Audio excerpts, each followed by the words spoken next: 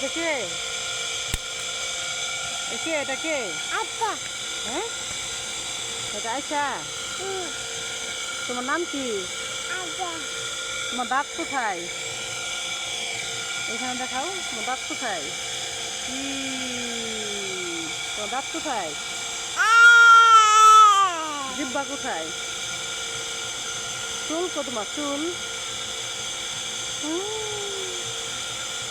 তোমার চোখ কোনটা? মাই গড, তোমার নাক কোনটা? এটা। তোমার হাত কোনটা?